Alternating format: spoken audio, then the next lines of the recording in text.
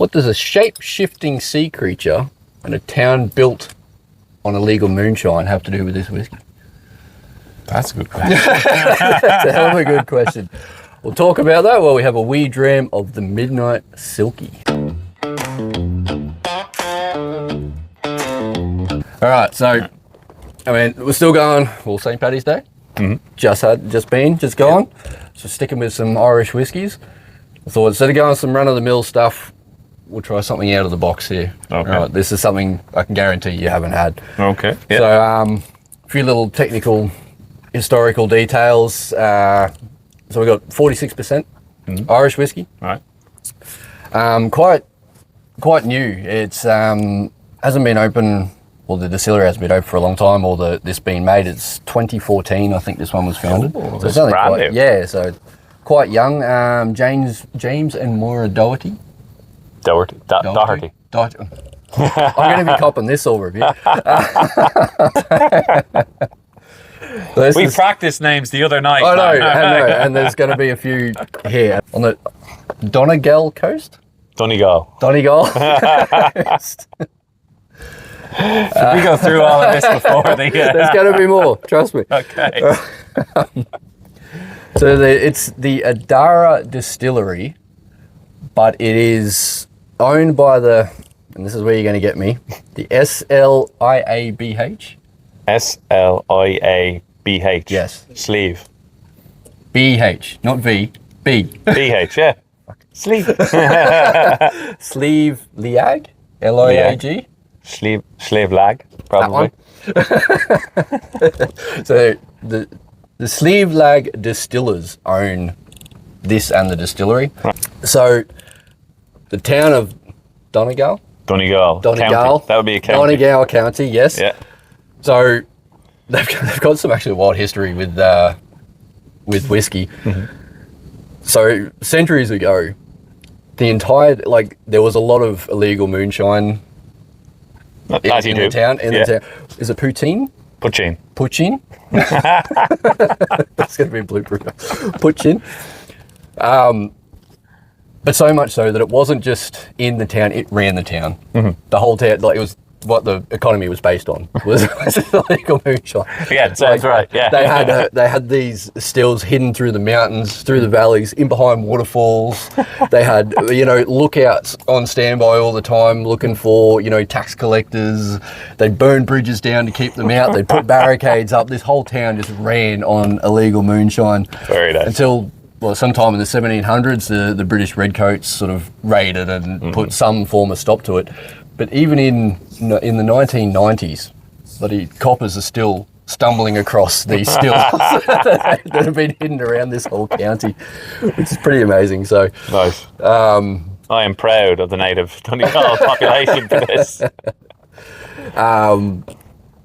But one thing that a lot of people don't realise is with Irish whiskey, back then, especially on the coastal regions, like this county, they had a lot of smoky and more coastal flavoured Irish whiskies, which no one really does anymore, right? Because, it's evolved into, your nice triple distilled, smooth, easy drinking, biscuity flavoured Irish whiskies. So this whole idea of smoky coastal flavours sort of disappeared. I think the last sort of maritime style distillery shut down in 1841, I think it is. So there's barely been a smoky Irish whiskey until they decided to bring back the old recipes. Nice. So, which kind of ties into this whole silky idea. Right. Now, got an Irishman, resident Irishman.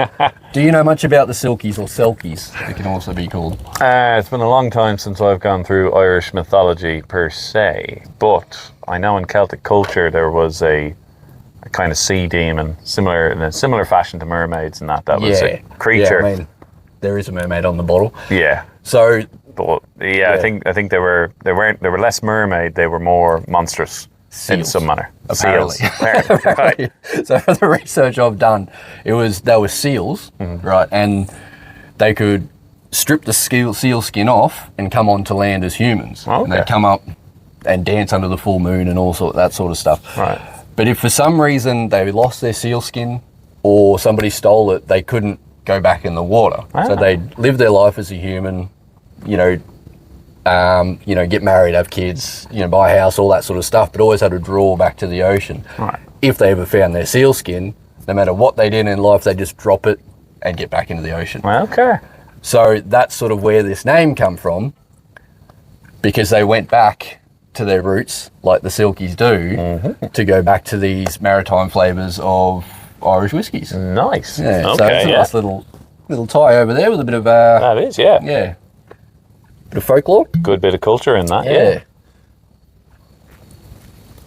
So this, whoops, big pour, 46%. That's okay, I forgive you. 35% is malted and peated barley. Okay. Oh, sorry, yeah, peated malt with a mix of other grains and stuff. The one interesting thing I'm looking forward to seeing here is it's aged in like a myriad of barrels, right? So it goes through a bourbon barrel, it goes through some red wine barrels, it goes through, some virgin oak barrels, and then an imperial stout barrel. Okay, So that's a big variety. Yeah, kind of expecting a lot out of that with the blend of grains, a little bit of smoke, all those barrels. Kind of expecting something, a little more quite unique, amazing, yeah. perhaps. It's a very sweet smell to it. There's, the honey sweet smell. That peak's there, but it's more kind of like an ashy sort of smell rather than a nice peated barley. Smoky honey, that's what I'm going for at the minute.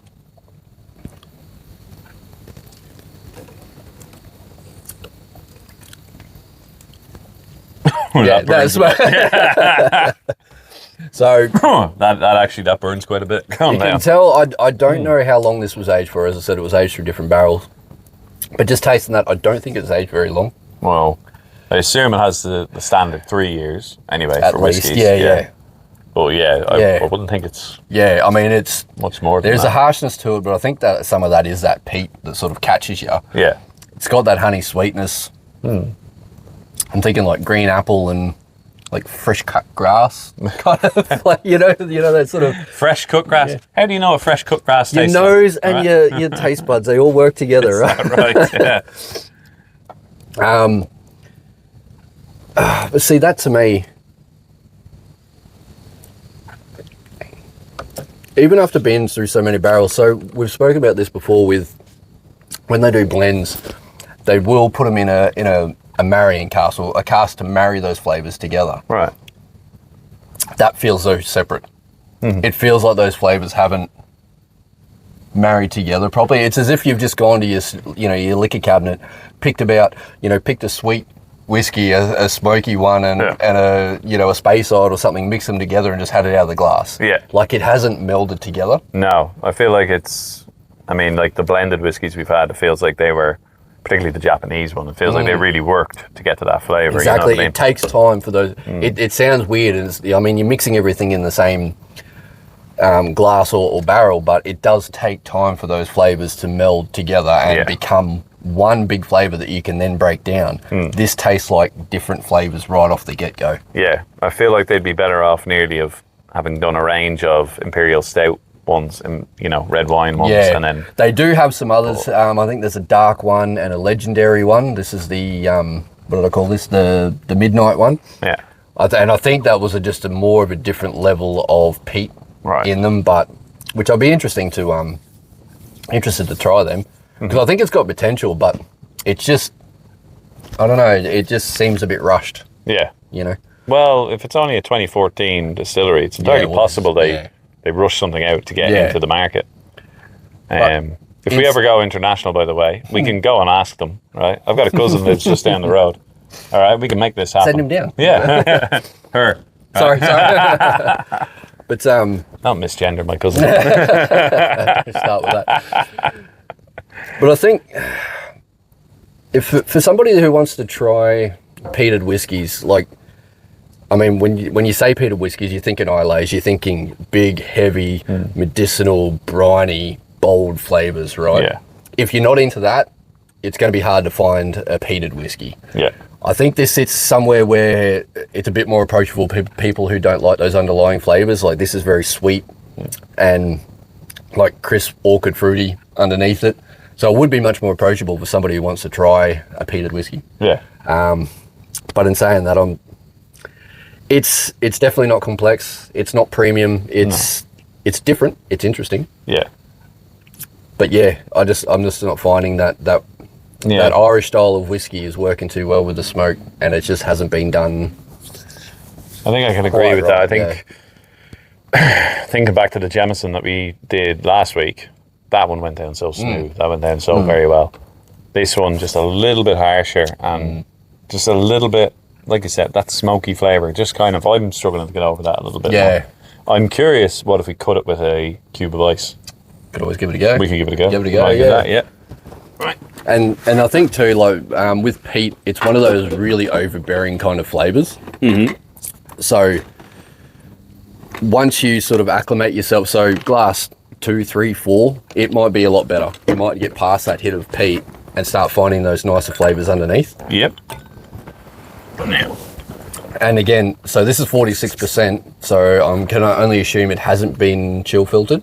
Okay. So you've got a lot of oils in there, so that's what this ice or water is going to do. I mean, probably should just try a bit of water first, but maybe it will separate these oils, and there will be a lot in there. It was a bit oily on the mouthfeel. So. Yeah. Well, that's what you said. Once you get past the 46%, the oil flavours go out of it. Go out of the whiskies. Yeah, yeah. Yeah, once you go under. So when you're diluting it, you go past it. Yes, yeah. That's where I was going for. But yes. So it'll be interesting to see with this now. Maybe we need to start keeping a small bottle of water handy to cut these things. And that's really toned it down. Smell is... Smell's still there. Yeah, it's still there, but it's thinned out. You can already tell it's thinned out a little bit. Still that honey, ashy kind of smoke, but... Yeah, but the smoke's not as harsh. To that bourbon oak sort of coming through a bit more now too. Oh, yeah. Yeah. Makes it a bit more pleasant, doesn't it? It does, yeah. So I was quite surprised. Takes harshness away. So yeah. The first time that went down harsh, I actually did cough a little bit. Which, I don't know if anyone noticed. But that time there, it went down a lot smoother. Yeah. So maybe this is one that, well, for me anyway, needs to be cut a little bit. Yeah. Yeah, no, that actually does work well with it a bit. But yeah. So, I mean, I think it's for, fairly standard price. It was a while ago I got this, so, around the under $100 mark. Rating, off the bat, I was nearly going to give it a 1. But knowing the backstory of it, knowing the history of it, I kind of appreciate it a bit more. Yeah. Understanding where they were trying to go, and with a bit more time and refinement, I think that could actually be good to fill a gap that's there. As I said, your Islay peated whiskies are very, very harsh and medicinal and briny. Or if you're going for something sweet, you tend not to have anything peated. So this is sort of trying to fill that gap. It's trying to fill that gap. I don't think it's done the greatest job, but it's still, there's nothing bad about it. But it's still, as we were saying, it's still a young... Yeah. I'm trying to see if there's a date on this when this one was bottled. But I'm curious if... it depends what year it was bottled, but, it's entirely possible that since this range has come out, they've improved yet again. Well, potentially, yeah. As I said, they have got a range of, I think there's 3 or 4 in this range. So that's right. So it'll be interesting to try the whole lot of them nearly and see how that works out. Yeah. But like I said, I like the backstory to it. Yeah, I like the fact that tied in the mythology, and really bringing back the town's roots. Yeah, exactly. So definitely see what they're going for. Yeah, I could definitely, if they ever end up listening to this, they should definitely float with that for the marketing, the town's history and the mythology behind it's great. 100%. So. But yeah, I don't know. Yeah, it's not a terrible one. No. But didn't quite hit the mark, but no. But Jameson last something week, different. I'm kind of comparing it to that. Which, that black barrel was really good. Yeah. So yeah. All right. Well, that's the Midnight Silkie. Midnight Silkie. Cheers. Cheers.